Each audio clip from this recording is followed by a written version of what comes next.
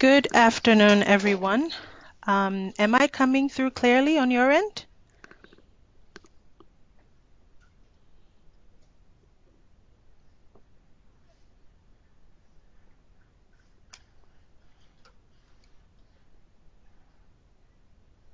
Okay. All right, so we're going to start right away. Good afternoon, everyone. My name is Magdalene Matthews. I'm here in the regional office in ESAR, and we would like to welcome you to the WASH Game Changers webinar this afternoon. Afternoon here in Nairobi.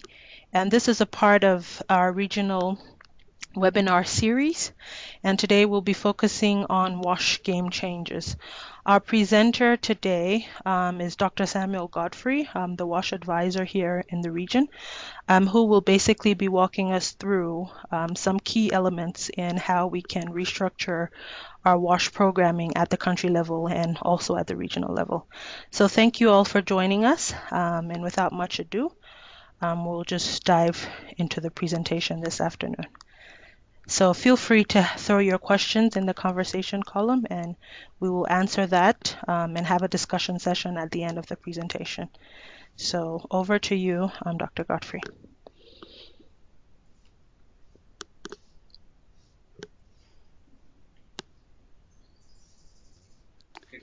Okay, colleagues, good afternoon. Can you hear me clearly?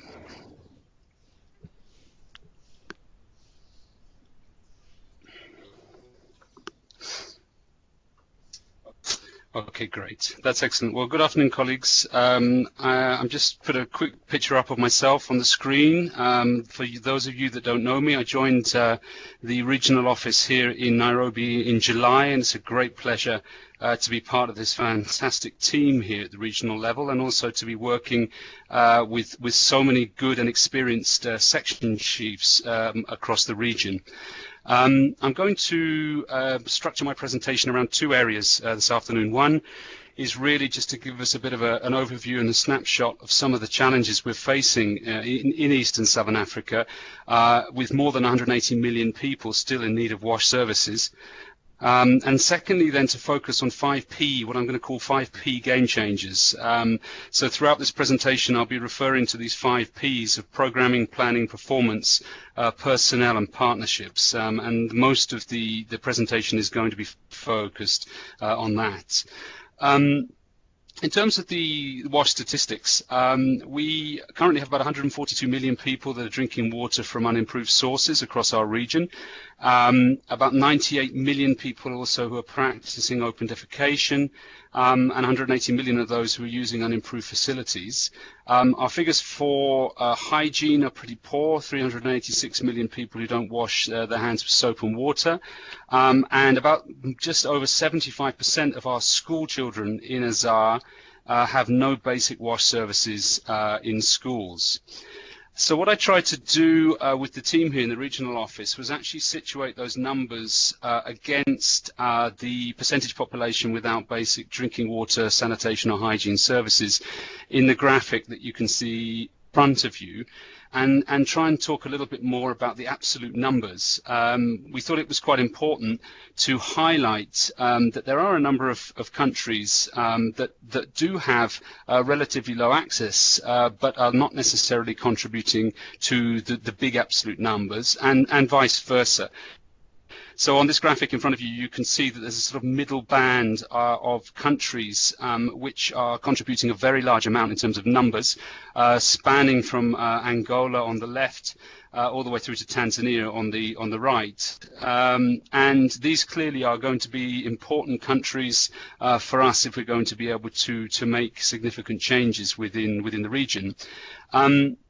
A similar kind of picture also exists when we talk about the absolute numbers for sanitation, in that in this we also start to see some of the other countries creep into the picture, including some relative numbers there from our BNLS countries from South Africa.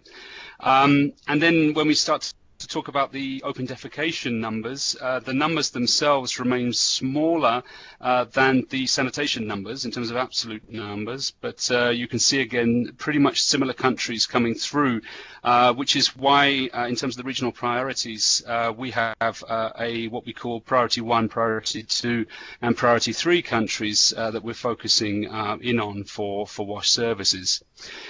But at the current rate of change in our region, we are not going to be able to reach the SDG 6.1 and 6.2. You can see from this graphic that the only one of the indicators that we potentially could reach is the total elimination of open defecation. But as for the other targets, we are going to fall quite short of them in terms of basic WASH services. And so the objective of today's discussion with you is really to look at then what can we do differently to try and help us to accelerate change within the sector. So very kindly, the team here in the regional office looked through your ROMPs and looked through the different reports that we've received from the country offices over the last few years and have taken a mean average of the number of people reached per year as per the reports submitted by UNICEF. And quite interestingly, the average number of people reached per year in ESAR in the ROMPs for water were about 10.5 million people, and for sanitation they were about 5.4 million. The actual needs based on the SDG projections that we require for the region for water are around 22 million people, and for sanitation around 33 million people. So you can see that there is a need for more than doubling the efforts we're making in terms of targets for water, and obviously more than a six-fold increase in terms of the target that we're going to need for sanitation. So the 5 Ps that we're going to discuss this afternoon are up there with a hand in front of you in the slide. So what we've tried to do here is just try and put together a sort of conceptual idea of 5 areas that we could talk about today, but also could potentially help you in terms of dialogues with country governments and partners in terms of what we could do and strengthen more in our programming at country office level. So the first of those really was to focus on the areas of planning. Obviously, the focus had been predominantly during the MDG period on trying to innovate and implement service delivery programs with UNICEF in particular areas of the countries that were operational. But in the SDG period, there's going to be a need for us to be moving much more into a more sector-wide, a more harmonized approach. And across our region, we have some good examples spanning from Southern Africa up to the Horn of Africa, where different country offices are trying different parts of this graphic and trying to implement different parts of this graphic. Where we perhaps need to be focusing a little bit more is in terms of the point number 4, which is written there, which is in terms of trying to mobilize strategic resources for the sector so that we're able to be in a situation where we can address better the gap which is out there for the overall program. So one of the areas that a number of countries have tried to look at, perhaps could the colleagues perhaps go on mute, please? Hello? Many thanks. So in terms of the areas of planning, the first and foremost issue that we would like to try and support on from the regional office end is to try to have a very clear picture of what investments we need to reach SDG 6.1 and 6.2, whether that is for the rural or for the urban subsectors, and to understand from that what would be the percentage of the GDP that needs to be allocated to the WASH sector for us to be able to have sufficient finances.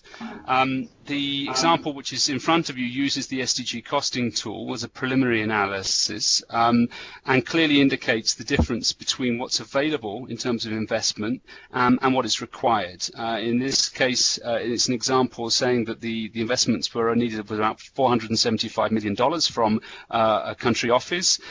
But in terms of the amount needed to achieve the SDGs, the amount needed was around $3.2 billion per year, with a funding gap essentially there of about 85%. And this is obviously including mobilization of different resources, public resources, private resources, and also different forms of non-governmental resources. So if UNICEF is to situate itself well within this context, what would be very interesting to see over the next few years is seeing country offices moving from being very much a reporting on a project-based output towards reporting on a harmonized sector-wide approach basis. If we look at the SMQs, we have the facility now within the SMQs to both record those results which are direct attribution, but also those results where we contribute to a sector-wide approach. And probably the dialogue that we need to be having a little bit more in our country offices with both our ministries and with our representatives, but also with our other development partners, is to see how we can situate UNICEF as an organization to be able to drive forward this change in the sectors in the different countries. The third point that we were interested in talking about really was the areas of partnerships. And on this graphic in front of you, you can see that we're talking there about partnerships across the spectrum. In terms of the taxes, the tariffs and the transfers, the 3 Ts, a number of the country offices in our region are exploring different forms of financing. And it would be very interesting to try and address over the coming years this across the spectrum, so that we're not discussing only improved efficiency in grant financing. We're also beginning to discuss other forms of financing, such as mobilization of decentralized funds for domestic commercial financing, or looking at South-South cooperations where we're leveraging technical expertise which is costed from other countries either within or outside of the continent, blending our financing with different loans and grants, and particularly in this case trying to see how we can leverage finances from outside of the WASH sector, so coming maybe from the education sectors or coming from the health sectors. And also then looking at different public-private partnerships, trying to explore different private sector investments that we can use for both construction but also for different forms of operation and behavior change of facilities. In those countries also where we have very strong urban utilities, it would also be very, very interesting to look at different guarantee mechanisms. I was at a meeting last week with the Southern African Development Bank, and in that meeting they were presenting a new option of being able to underpin investments with guarantees, where UNICEF could play a role as a service provider in some of the border towns in Southern Africa.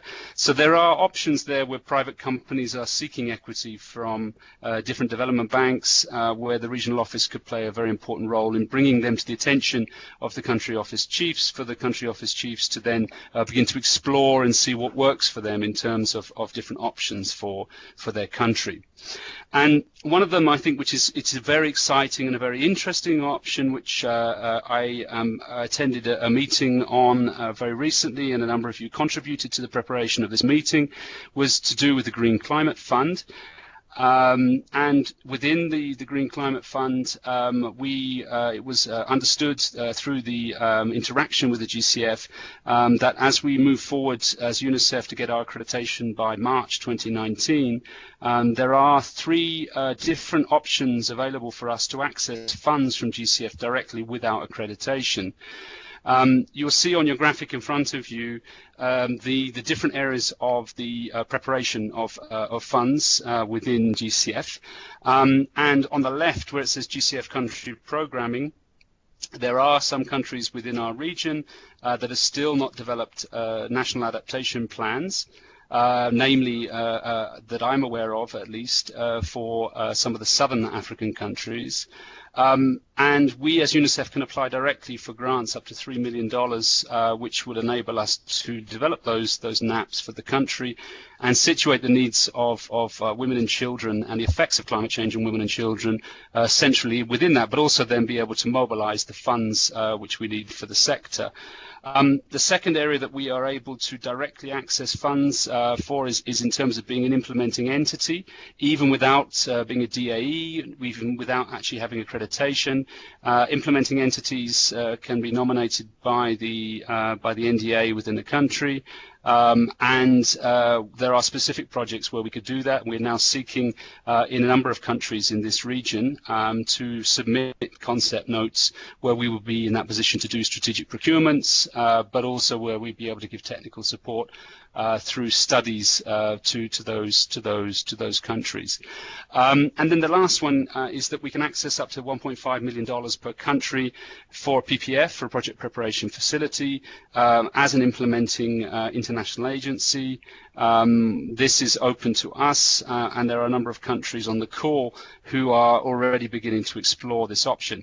As you know, the GCF has a financing envelope of around $10 billion, but the amount available per country is a maximum of $500 million. Up to $50 million is grants, and between 50 to 500 is loan. And so UNICEF is positioning itself in terms of discussions in this region to try and mobilize this grant financing with government for specific sector-wide interventions, which would help accelerate our work towards SDG 6.1 and 6.2. And I will be doing a more detailed presentation on this next month to give feedback on the recent workshops that we attended.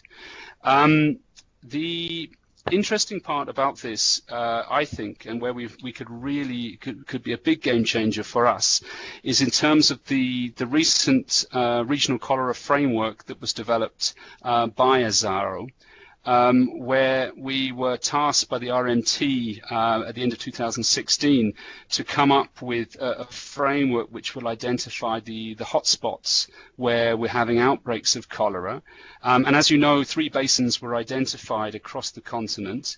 And during the discussions with the GCF, they became very interested in the issue which was related to the climate-induced cholera increase when we talk about the incidence of cholera. And so this paper actually it's from the National Academy of Sciences, which is a graphic here from 2017, really explains it very well, because essentially the graphic on the left, which is A, which is the map, basically looks at the variation in terms of rainfall. And then B talks about the difference in terms of log incidence of cholera outbreaks. And then on C, it starts to talk about specific indices of cholera and looking at the different areas where we've had the largest cases. There is a direct correlation in this paper between increase in temperature, change in modal levels of rainfall, and the increase in cholera. And this is something that's really interesting to GCF, because they would like to see how UNICEF could be engaged from a water and health perspective in trying to mitigate some of the negative effects of greenhouse gas emissions and climate change. And so clearly from our perspective and our mandate of protecting the public health and rights of women and children, this in itself presents a big opportunity to mobilize WASH financing and water as an entry point for our region. I'll also underpin this by saying that the cholera hotspot study, which is now under finalization, is pointing very, very, very strongly to the fact that the biggest outbreaks are occurring in densely populated urban areas. And so this also gives us an opportunity to leverage within the organization the discourse around urbanization and climate, and try to position ourselves as WASH as the leaders in that area. These are the EPI basins, and this study is almost finished, and at next year's WASHNet meeting, when you all are together, when we're all together next year, we will discuss in detail all of the EPI data coming out of this study. It was a study that was commissioned last year, and we're getting now detailed country reports. We have reports for some of the countries which are on the map, but we will be completing all of this as a regional office to provide epidemiological data to feed also the climate rationale that we need for investments in cholera reduction in these areas. The other interesting part of the work, which is clearly a big game changer, is related to our engagement with the private sector. We have been, as you know, a front runner as WASH globally within the organisation to try and put forward the WASH agenda in sanitation, and to try and to partner with our partners in Lixil through essentially a set of mutually agreed guiding principles. The co-creation workshops that were undertaken in June and July in Nairobi highlighted then the need for the partnership within Kenya, Tanzania, and Ethiopia. But it's also sketched out, based on the MOU signed by our Executive Director, the possibility to expand the Lixil partnership into other countries within the region based on a set of readiness criteria, which include the need for market shaping and industrial consultations in the different countries. So this in itself is not going to be an injection of large finances, but it will be an injection of big change in terms of results. And given my earlier slides where I talked about the fact that we have millions of people who are currently using sanitation facilities, but they're not considered to be improved sanitation facilities, then this in itself presents a big opportunity for us as a region to learn from the 3 countries that are the front runners, and try next year to begin to discuss with the other countries that are already engaging with Lixil to see how we can move forward this partnership. In the fourth one, this is the fourth out of the fifth, but in the fourth out of the fifth, we wanted to talk a little bit about performance, because, again, if we continue to report between 2018 and 2023 in the same way that we've done in the past, we're going to be reporting very small numbers. And those small numbers are then not going to impact on the SDGs, and the SDG, of course, is coming within 12 years. And so investments that we're going to make in performance monitoring are going to be extremely important. And on the left are a number of the initiatives that you're already taking at country office level to try and strengthen your monitoring systems. We at the regional level, though, are also going to invest quite heavily in some of the other areas which are mentioned there. We've already undertaken the first part of a deep dive on WASH in schools, and we're going to be continuing to complete that, and the next year then roll that out into WASH in health facilities, so that we have a much better understanding of that subsector and understand what else can be done differently to try to improve that. We're also trying to support now, as a regional level, the cross-learning between countries. An example of that is recently that as we did the deep dive, we identified some gaps in Comoros, which of course is not necessarily one of the most resourced WASH programs, and we were able to facilitate a TA to support them from another country office. So we want to try and see where there are gaps in specific sectoral areas, and try and strategically support them and take forward that work. And then we'd like to see that alignment of the indicators with the JMP. Many of the countries are focusing on the EMS and also the HMS systems in your countries, but it will be very important that we try to capture as much as possible the WASH results, so that we can accelerate again this game changer, essentially, of data, which is going to lead us to results. The last of the P5 issues that I wanted to raise in terms of the 5 points was personnel. So you would have seen a couple of months ago that we released a new roster for ESAR, and we've put together a new team of experts that will be able to support the country offices in a much broader way. Many of the colleagues who we had on the roster before were very conventional water supply, sanitation, emergency WASH kind of focused. Now we've really expanded that out to include the WASH enabling environment, WASH sector monitoring, WASH financing, urban WASH, WASH and climate. So all of these emerging areas that we see are going to be very important for the agenda over the next 5 years, so that we have on our roster a team of experts, a team of terms of references that we can also support with in terms of the personnel. comes to the gender inclusion component, which you all know is a very, very key global initiative which has been taken through the Women in WASH initiative and also through our regional issue of the ESAR Female Talent Initiative, we will be very keen, and I'll be keeping a very, very keen eye on this from the regional level in terms of recruitments, but also in terms of the process of trying to promote the female talent that we have at national officer level and also the talent we have across the organisation to try to bring in more senior females into leadership roles and into key strategic roles within our WASH team in the East and Southern Africa region. And then lastly, just to say in terms of learning and development, we will continue these kind of webinars, but also exchanges, cross-country, cross-regional. We have an idea to set up already a series of webinars next year with WCAR, where we would do it alternatively, where WCAR perhaps would present to the ESAR group on certain aspects where they're slightly more advanced than we are, and likewise we would do the same. And I would be calling very much on the country chiefs and country colleagues on the call to come forward with ideas of things that you think would be important for us to share with the West and Central Africa colleagues, and so that we get some good cross-learning between us in terms of the WASH agenda. So the 5 Ps that I've mentioned, number 1 was planning, number 2 was programming, number 3 was partnerships, number 4 was performance, and number 5 was personnel. Thank you very much for your attention on this presentation. It was very much an introductory presentation. I really am looking forward to working with you all on all of these aspects. It's a great team, I know, across the region, and I'm really looking forward to any questions that I can possibly field from you at this stage. So many, many thanks, and back to Magdalene. Thank you.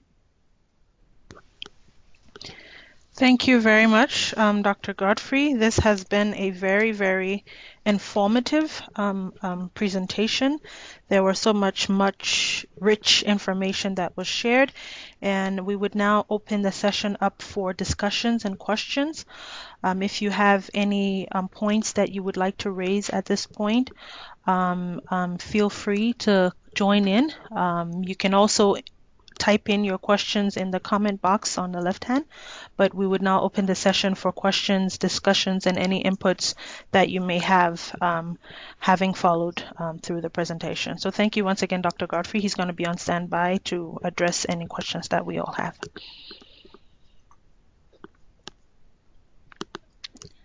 So I guess in the meantime, we'll start with the first question that's come in. There's a question from Sylvain. Can you describe criteria, conditions to expand Lixil production in country? So I guess this has to do with the Lixil partnership. Over to you, Dr. Godfrey. Can we start with that one as the questions come in? Okay, we have a lot of questions coming in. So I guess we can begin with that one. Okay, great. So I'll begin with that one while the other questions are coming in. And colleagues, please feel free to ask anything at this stage, including the dates when you want me to come and visit the country offices, so that we can begin this fruitful dialogue. Following the co-creation workshop and the signing of the approval of the different term sheets for the Kenya, Tanzania, and Ethiopia country offices, there was a set of readiness criteria that were identified by the team here, and also have been discussed with the global team in HQ on getting countries ready for the process of engaging more with Lixil. One of the key ones which Supply Division is very, very much emphasizing is undertaking some form of industrial consultation at the country office level, so that we don't emphasize a purely exclusive relationship with Lixil, and that we encourage all manufacturers, whether they are local manufacturers or international manufacturers who are selling in your country, to be part and parcel of the sanitation marketing initiatives. The second of them, of the criteria or the readiness, relates to the idea of trying to look at market shaping and doing some sort of market shaping analysis to identify which areas of the country might be most suitable for rolling out some sort of a partnership with LICSOR. So those are two of the main sort of criteria or critical criteria which are there. There are others, smaller ones, which are related to the availability of products, government approvals. These are things which are written in the readiness criteria, and I'll be very happy to share with you, Sylvain, and also with other colleagues on the call, these readiness criteria as this partnership begins to roll out. Thank you.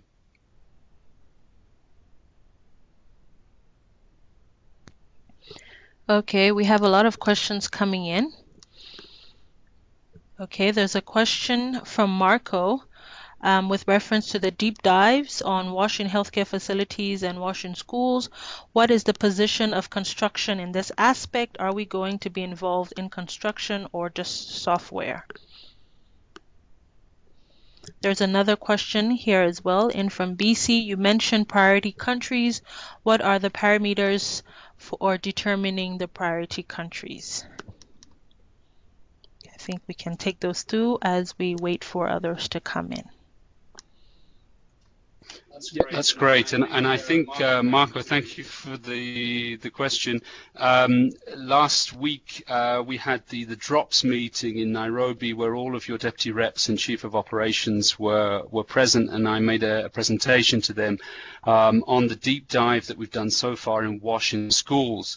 And during that discussion, it became very evident that there's a distinction between what UNICEF should do in washing schools and what the sector should do in washing schools. And one of the areas that we do need to really help the sector in doing better is in terms of understanding how to do appropriate procurement and construction in washing schools.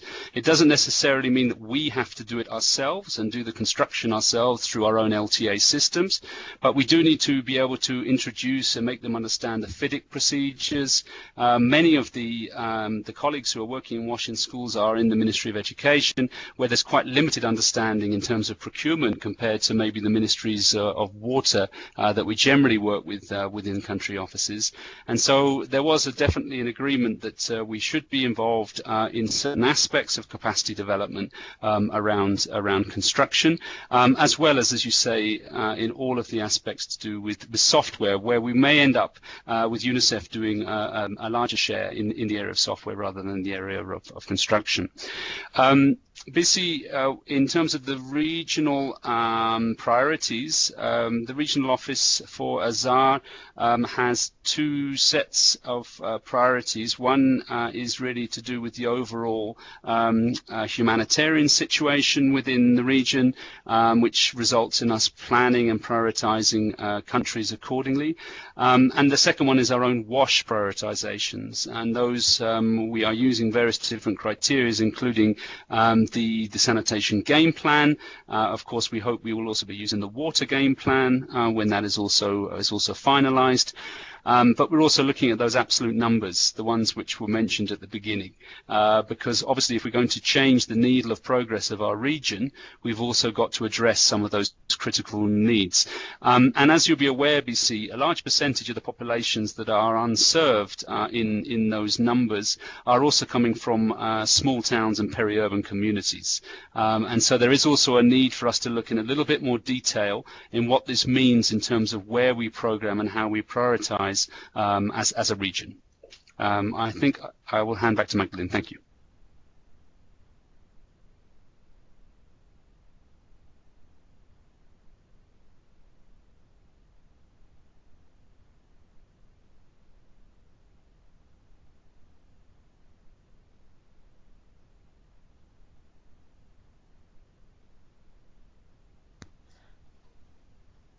Okay, so we do have a few comments that came in with respect to the presentation from Yergalem. Thank you so much for the update on what is going on and the opportunities. Having longer lifespan grants will help to the key game changers. So that's with respect to the grant discussion earlier on. Okay, BC has a comment here. As we plan towards achieving the WASH SDG, there is a need to look at the disparities in access for rural and urban, considering the high rate of urbanization in Africa and in line with principles of leaving no one behind. We need to start focusing more on informal settlements in small towns. I guess that speaks to the issue of urban WASH. KIDCA, great initiative and good way to set the vision for WASH in ESAR.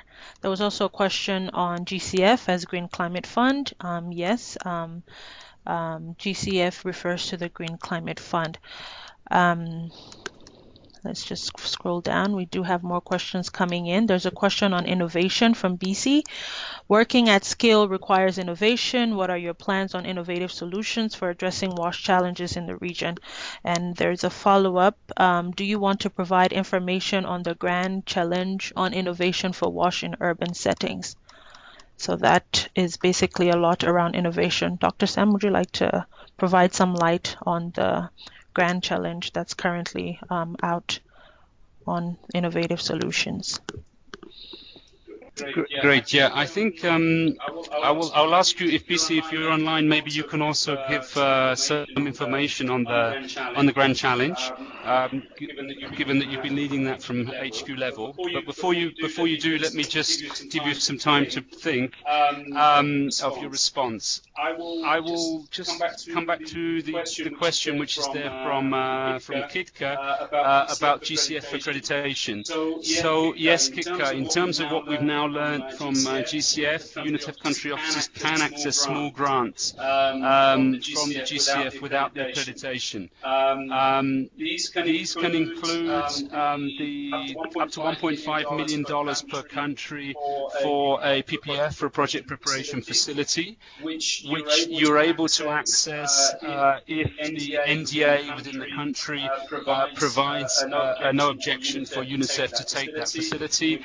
We currently are exploring that with the Angola and Namibia country offices. And there's also a proposal to also explore that with the Uganda country office. You also have the ability to apply for the $3 million for the NAP, for the national adaptation plans in countries where they don't have them.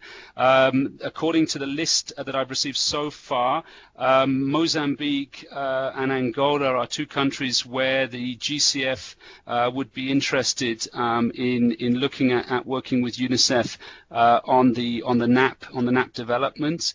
And then finally, you also have the access to grant financing through this delegated entity, whereby a particular NDA receives financing, but they don't have access, say, to Forex to be able to import different innovative technologies, like, for example, deep solar pumping systems, where you have different pumps in series. In that case, UNICEF could use its procurement services through Copenhagen in various ways to try to see if we could access different technologies. So there are different options within there. My strong message to everyone on the call will be that although I will be sending out lots of information on this in the next webinar, please reach out to me informally if you want to know more about the GCF, and try to set up immediately a discussion with your NDAs.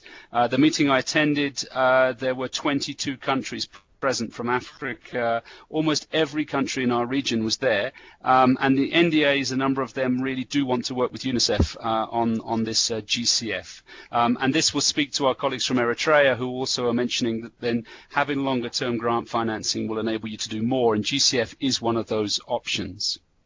So BC, maybe if you're online, if you wouldn't mind just sharing a bit with our team here in the East and Southern Africa region, a little bit more about the initiative on the Grand Challenge. Over to you. Yeah, thank you so much, Dr. Sam. Can you hear me? Can hear you very well. Oh, great. Thank you so much. I think this is an excellent initiative, and I'm happy to be part of this discussion. Yeah, I was just trying to bring the issue of innovation. Trying to address the achieving the SDGs, we have to look at innovative ways of upscaling what we are doing. And that formed the basis for having this Grand Challenge on innovation for WASH in urban settings, which is a partnership between Bill and Melinda Gates, UNICEF, and luckily for us, we have a partnership with the African Academy of Sciences, which which is based in Nairobi there. And Dr. Sam has been so influential to this, and we've been working together to see how we can have a technological-based innovative solutions towards addressing global challenges. The proposal has been launched, jointly launched by the partners on September 19.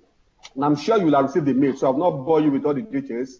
And the links are provided. And just to encourage us for us to key into it and make sure we disseminate this information to all our networks. And I can bet you we need to think of different ways of doing things, because going to scale requires quite a lot of innovation.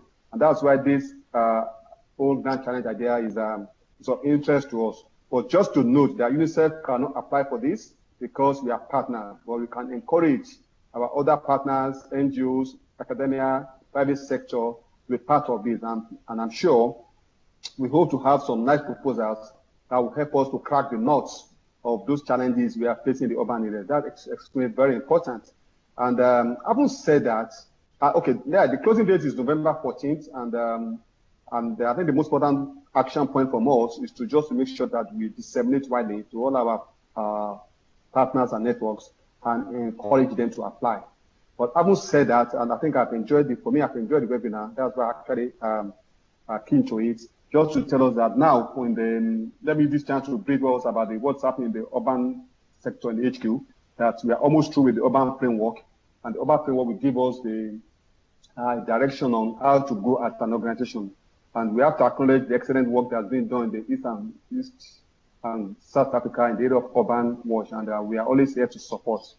So thank you so much. If there are any questions on the grand challenge or anything on urban, since I'm part of this webinar, I can really address that. Thank you so much. Over.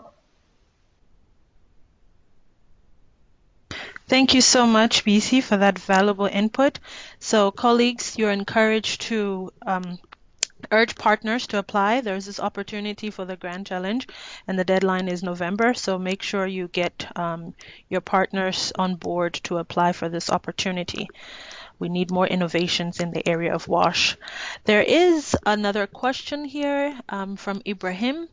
In some countries, access is a problem, as well as attention to emergencies and life-saving response option than meeting the SDGs. How does this impact? We will just couple that with another question from Michelle. It says, thanks, Sam. In relation to the development of NAPs, are you referring to specific WASH NAPs or the overall country adaptation plans, in which case this will involve expertise that UNICEF does not necessarily have, i.e. food security? Thanks. So over to you, Dr. Sam. Many, many thanks. And Michelle, lovely to have you on the call. It's really great to have one of our senior deputy reps on the call for this discussion. And I will just say that the facility which is available to develop the NAPs, as I mentioned, it can be up to the $3 million. There are also, there's an additional $300,000 to $500,000 which is available in grant funding if we do need to then bring in expertise from outside of the WASH sector. We're being encouraged based on the GCF meeting, which was a water GCF meeting. We're being encouraged to try and develop water-specific NAPs, which would see water as an entry point for public health and water as an entry point for broader livelihoods, but where the starting point is water expertise. So it is really water supply planners, water supply managers, people that can understand how to identify the available water resources, whether it's groundwater, surface water, or conjunctive use of water from different sources, and try to develop some sort of master plans that will help the NAPs in those countries in areas affected by potential climate change. I'll also add in this that they were very clear, GCF, that they really do encourage us to start submitting proposals now, even though UNICEF's accreditation is going to come through early next year, because the process of approving our concept papers will take 3 to 6 months anyway. And in that, they have said that they are not seeing a direct, at the moment at least, a direct correlation between climate change and sanitation. They very much feel that there's limited evidence out there that the lack of access to sanitation is related to increased global warming, increased precipitation, or increased temperature rises.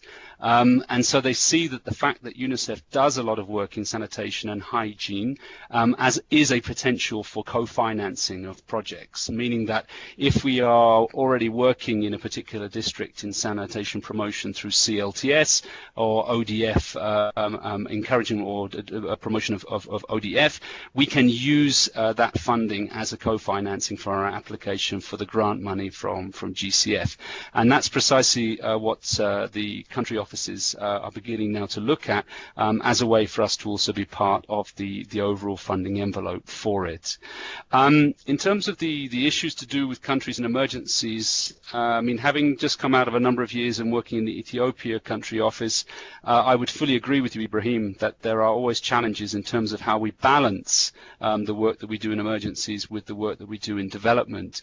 What I would just try to encourage you to think about is try to identify a stream of work which is related to the nexus between the two. This would not only help you in terms of preventing potential climatic-induced problems or migratory-induced problems to do with lack of water sanitation, but also it would enable you to try and access new grant financing, which is perhaps at the moment beyond some of the SM grants that are being used in your particular country context. So there are new avenues which are out there, and I think in this webinar we've tried to highlight some of those that could be useful. And as I say, I'm very much available for any bilateral discussion, advice that I can give from my level to you in terms of contacts with different financing organizations that might be looking at to UNICEF in a more innovative way to try to develop our programming in WASH across the region. So thank you.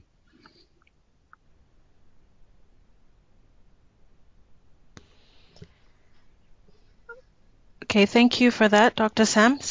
There is a lot of interest around the GCF. And we would like to encourage colleagues to contact Dr. Sam directly. We will also be doing a follow-up webinar to provide more details on the process. So this was just to give you an overview, but within the coming weeks, we will provide a more detailed webinar, which will focus specifically on access to GCF funding and the different processes involved. Do we have further questions on coming through?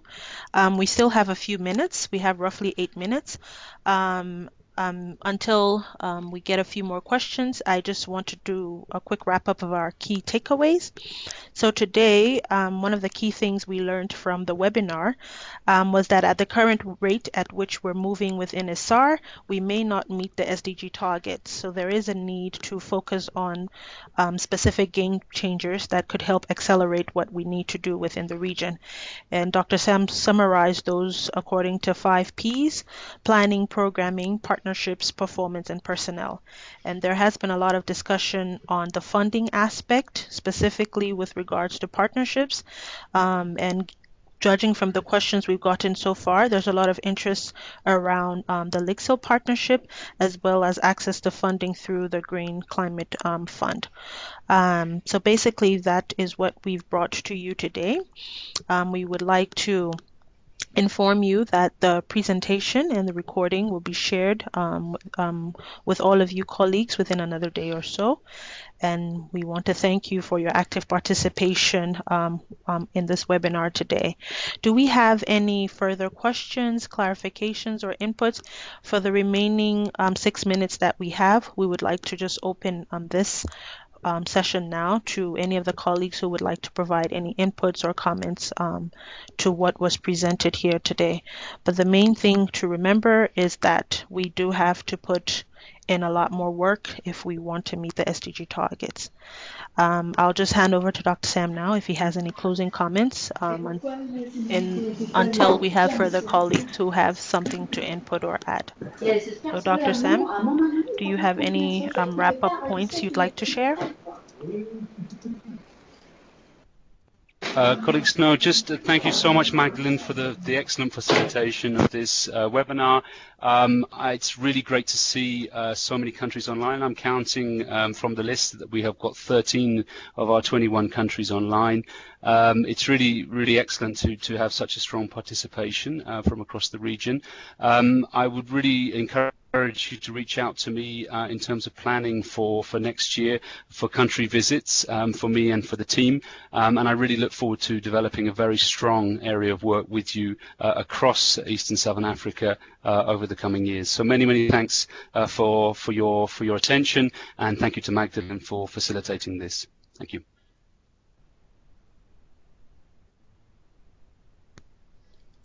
Okay, thank you, Dr. Sam, for those last comments. So in the absence of any additional questions, comments, and inputs, thank you everyone for joining in as part of the ESAR webinar series. As I mentioned earlier, we will have a webinar specifically dedicated to accessing the GCF funds. And again, Dr. Sam will run through the processes and provide further clarity. But up until then, if you have any questions, please, you can contact him directly by email. The presentation and recording will be shared widely within another day or so. Thank you very much for joining us today, and we wish you all a wonderful rest of the day. Thank you, and that's all from our end.